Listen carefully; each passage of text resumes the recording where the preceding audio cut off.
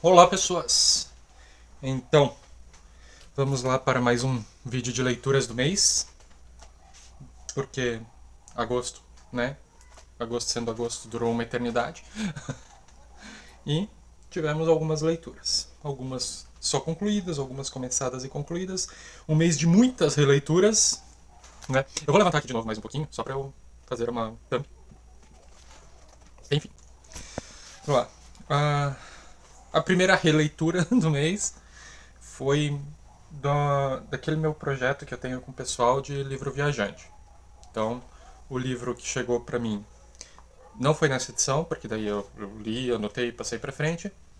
Foi O Médico e o Monstro, do Robert Louis Stevenson. Eu já tinha lido esse livro, né? É um clássico, todo mundo sabe, né? Eu já sabia do final também, inclusive. O plot da história, o mistério aqui não é um mistério, porque né, é conhecimento popular, né? Enfim. Mas é bacana, é a única coisa do autor que eu já li, né? E essa é a segunda vez que eu leio. Aí outro livro também do livro Viajante, e que também foi releitura, e também não foi nessa edição, foi numa edição igual no caso, né?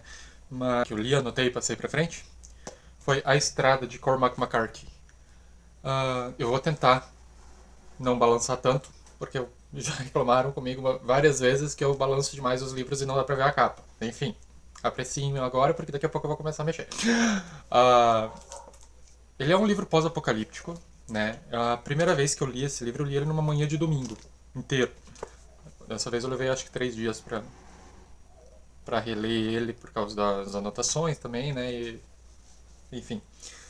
Uh, É um livro que eu gosto, não é o meu favorito do autor. E é um livro que ele tem muito simbolismo, assim, né? Uma leitura atenta vai ver que tem muito mais coisas por trás do que está sendo contado aqui. Mas enfim, eu gosto bastante do autor. Aí fomos para o 11º livro de Deixados para Trás, Armageddon, do Tim LaHaye e Jerry B. Jenkins. Agora faltam só 2 livros para concluir a série. E assim, se não tinha morrido ninguém ali dos principais mesmo até agora, o autor resolveu fazer a limpa aqui. Boa parte do livro, na verdade, é contando sobre a Chloe, né, que é a filha do Hayford lá, mulher do Buck, enfim, mãe do Kenny, que era responsável ali pela cooperativa clandestina ali, né, porque os cristãos não têm a marca, então eles não podem comprar e vender livremente. Então eles têm essa cooperativa clandestina que foi meio uma ideia da Chloe, ela que fundou, ela que administrava tudo isso, essa cooperativa que conseguia mandar comercializar comida no mundo inteiro. Ah, e ali, só que ela, né, já é de outros livros que ela vem reclamando que sente falta de estar na ação propriamente dita, né? Porque ela fica lá nessa linha lá escondida na casa secreta e não participa de missões externas, digamos assim. Então ela sentiu um pouco falta disso. E daí aqui no começo do livro, ela vai investigar porque parece ter alguém próximo ali de onde eles estão escondidos e ela vai investigar. E é o pessoal ali da comunidade global e eles acabam pegando ela. Então boa parte do livro é esse negócio dela investigando, dela sendo pega e da prisão dela, né? O que acontece na prisão ali, enfim. Uh, Ela estando presa e tudo. Aí, digamos que o terço final do livro é a Batalha do Armagedon propriamente dita, que é realmente uma batalha aqui, né? É uma batalha com todas as letras. Vamos ver, né? Porque o próximo livro já é o Glorioso Aparecimento. O final aqui, eles um personagem importante morre, né? Um personagem que a gente está acompanhando desde lá do primeiro volume, né? A gente fica em dúvida entre dois. Os autores fazem de propósito para a gente ficar com essa dúvida. Só que não chega a ser uma dúvida, porque acho que lá no segundo ou terceiro livro, um desses personagens que supostamente morreu no final desse livro, ele conversa lá com as testemunhas no Muro das Lamentações e elas falam para ele que ele vai permanecer vivo até o glorioso aparecimento. Então não foi ele que morreu aqui, né? Logo, foi o outro. Enfim. Vamos ver agora em setembro. Aí outra releitura, né, o quarto livro, terceira releitura, foi A Velha Loja de Curiosidades, do Charles Dickens. Essa é aquela edição da Príncipes mesmo, em 2 volumes. Eu só juntei as duas e encadernei mal e porcamente aqui. Uh, que foi uma leitura coletiva lá do grupo da Miriam. Então a gente fez a reunião ontem, inclusive. Uh, Continua sendo uma história muito bacana. Teve até acho que foi a Nanda que falou que é uma história que pode não ser o melhor livro do Dickens, pode não ser o melhor livro que você vai ler na vida, pode não ser assim, né? Mas ele é um livro com certeza inesquecível, né? Sempre que falar da Velha Loja de Curiosidades do Dickens, sempre que falar de Dickens, você vai lembrar desse livro e você vai lembrar da Nell, que é a protagonista, a menina que carregou o peso que nenhum adulto deveria carregar, mas enfim, e ela aqui como uma criança sendo a mais madura da história. Uh, né, é a história da Velha Loja de Curiosidades, é o lugar onde mora a Nell, uma menina ali com seus 12 anos, e o avô dela. Né? Os pais dela faleceram, ela vive com esse avô, e esse avô tem o sonho de deixar essa menina rica, né? De deixar uma herança gigantesca para ela. Fala sempre que um dia ela vai ser rica e tal. Mas ele mesmo não tem nada, apesar de outras pessoas acharem que tem. E, né, tem muita treta acontecendo aqui. A Nell é minha personagem, é uma das minhas personagens favoritas de toda a literatura.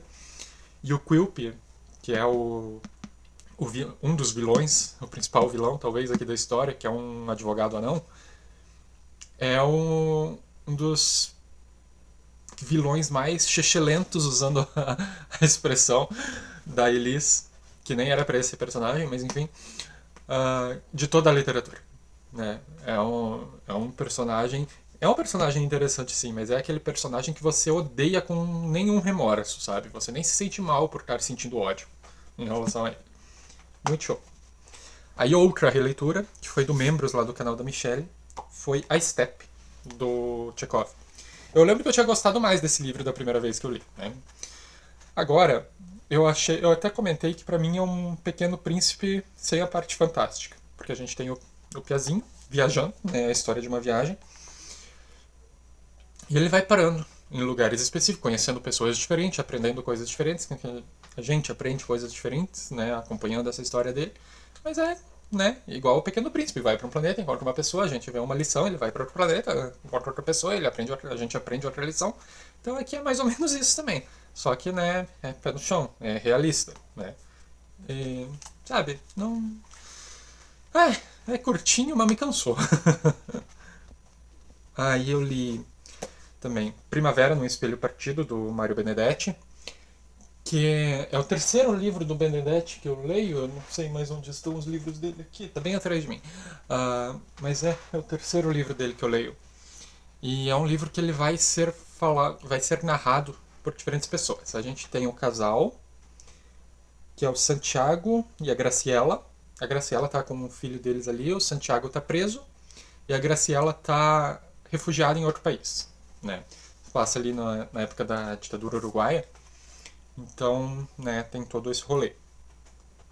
Tem ele escrevendo cartas da cadeia, né, pra, pra ela. Tem ela vivendo a vida dela ali no novo país. Inclusive, uh, esse distanciamento, né, dele estar na cadeia, ela em outro país, acaba esfriando um pouco o sentimento dela por ele. E isso vai ser tratado aqui também. E em interlúdios dessa história, a gente vai acompanhar relatos do próprio Mário Benedetti em viagens internacionais que ele fez ali na época da ditadura, onde ele tinha que se refugiar, bem dizer, praticamente também, né? Não era bem isso, mas enfim. Não é o meu favorito do autor, assim, acho que dos três que eu li é o mais fraco, mas isso longe de dizer que é um livro ruim, é um livro muito bacana. Aí eu li o livro do Clubão da Tati desse mês. Eu não estou no Clubão, mas eu quis ler o livro porque é O Cavaleiro Inexistente, do Ítalo Calvino. Eu gosto de Ítalo Calvino. E aqui é um livro bem bacana também, né? É um, vai tratar sobre esse cavaleiro, né? Que é, como é que é o nome dele? Alguma coisa assim. Agilulfo. Agilulfo é um cavaleiro que nunca tira a armadura porque ele não existe. Ele é o cavaleiro perfeito, com o único defeito de que ele não existe. Ele tem consciência, é um cavaleiro exemplar ali e tudo, mas ele não tem um corpo. Ele existe apenas pela própria vontade de existir. E tem também um outro personagem aqui que esse existe, mas ele não tem consciência disso. É a parte mais cômica do livro. É de rolar de rico esse personagem. E tem um outro personagem ali também que é, né, não tem nenhuma característica tão mirabolante quanto esses dois, mas vai ter um papel importante na história, né? E é uma história, né, que assim como A Estrada e como quase todos os livros do Calvino, tem muito mais por trás, né? A gente pode debater por horas e horas questões psicológicas, filosóficas e tal a respeito desse livro. Gostei pra caramba. Ele é de uma trilogia, ele pode ser o primeiro ou o terceiro dessa trilogia, chamada Nossos Antepassados, né? É ele, o Cavaleiro Partido, o Visconde Partido ao Meio, que foi o segundo livro do Calvino que eu li, e o Barão nas Árvores, que eu comprei, mas ainda não chegou. Então, né, super bacana. Ele também tem esse teor fantástico ali, um é uma aura, um clima bem parecido com o Visconde Partido ao Meio mesmo. Ai, eu li um retrato do artista quando jovem, do James Joyce. Fui achando que ia ser dificílimo, que ia ser complicado, e o mais difícil foi não passar raiva. Então aqui a gente vai ter o. Como é que é o nome dele? Vocês veem que eu tenho sérios problemas com o nome, né? Stephen Dedalus. Ele vive ali no internato, né? Os pais dele são católicos ali e colocaram ele nesse internato. E é a vida dele, vivendo nesse internato, acontecendo discussões políticas, discussões religiosas e tudo mais, né? Como todo mundo, né? Na vida. Mas ah, o livro ele vai ser, ele me lembrou bastante porque ele vai ser bem na pegada do Informação ao Crucificado do Coni, onde no final ele vai, só que aqui, né, ele tem o sonho de ser um artista, né? Então, no final, para seguir a carreira artística, ele vai abandonar a família, o patriotismo e a religião.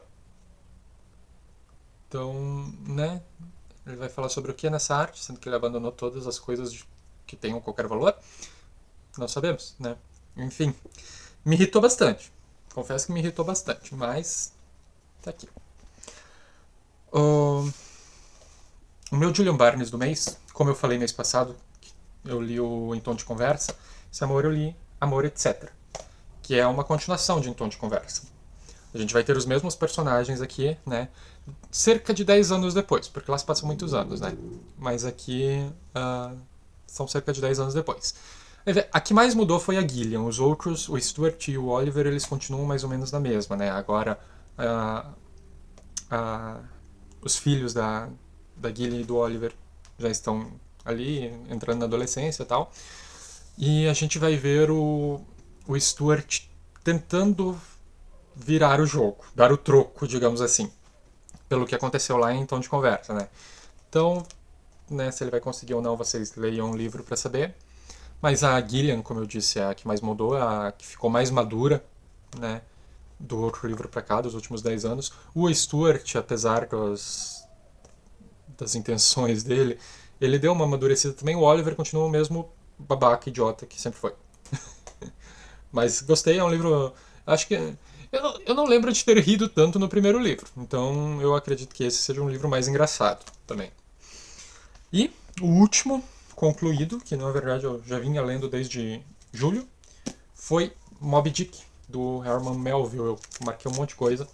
Eu jurava que esse livro aqui é um livro do Clube MSL, né? Da última imersão agora, que acabou. Inclusive tivemos reunião sobre ele anteontem. E assim, é o livro que ele entrou no Clube MSL como o grande desafio desse ano, né? Pensou, o livro grande, né? O cara correndo, né, navegando atrás de uma baleia. Esse livro não tem a mínima chance de ser, bom, né? Tava todo mundo receoso, assim. Quem já tinha lido ainda não tava muito não empolgou muito a gente. Então, né, eu fui ler assim com os dois pés atrás, com medo.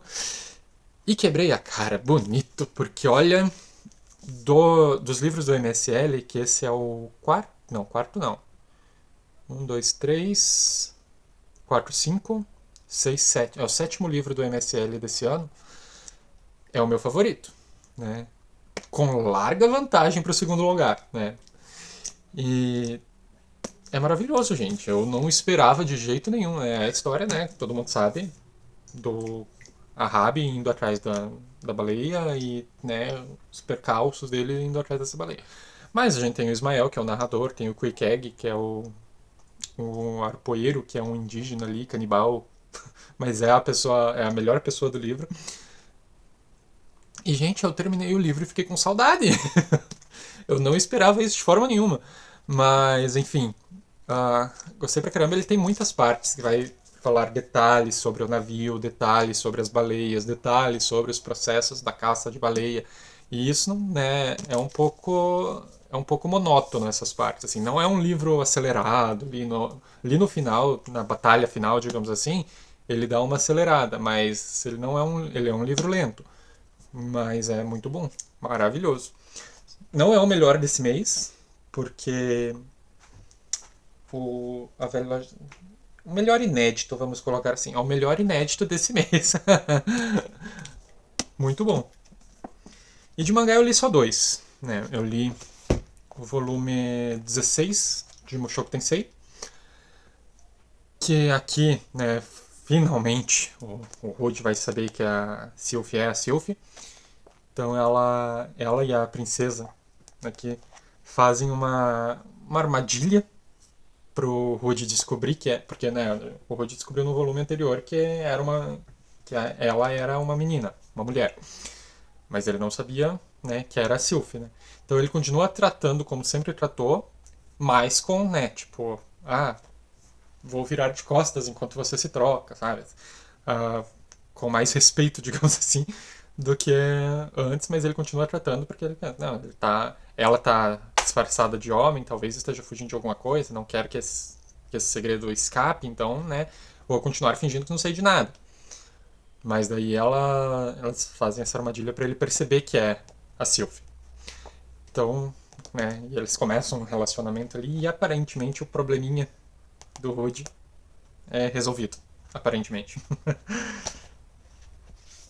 E o volume 4 de Vagabond. Né? No volume anterior a gente tinha visto o.